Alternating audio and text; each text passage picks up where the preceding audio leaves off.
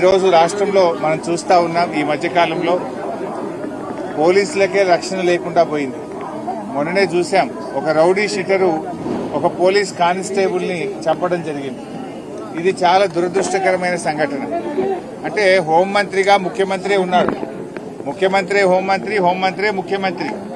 కానీ ఇలా ప్రజల్ని రక్షించాల్సినటువంటి పోలీసులకే రక్షణ లేకుండా పోయింది రాష్ట్రంలో. అంటే ప్రభుత్వం పూర్తిగా శాంతి భద్రతల్ని నెలకొల్పడంలో, ప్రజలకు రక్షణ కల్పించడంలో ఈ ప్రభుత్వం పూర్తిగా విఫలమైపోయింది. ఇవాళ నిజంగా ఒక కానిస్టేబుల్ మరణించడం అనేది చాలా చాలా బాధాకరం.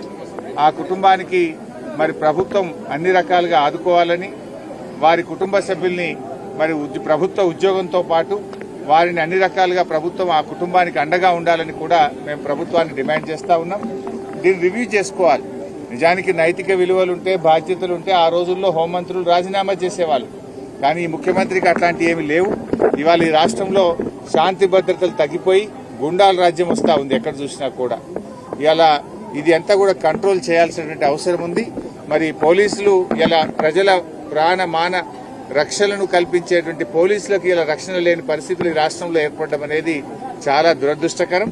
మరి అమ్మవారిని కూడా మేము ప్రార్థిస్తాం, రాష్ట్రంలో మరి ఇంకా శాంతి భద్రతలు నెలకొల్పాలి, రాష్ట్రంలో ఇంకా మంచి అభివృద్ధిలో ముందుకు సాగాలి అని చెప్పి అమ్మవారిని కూడా ప్రార్థిస్తాం.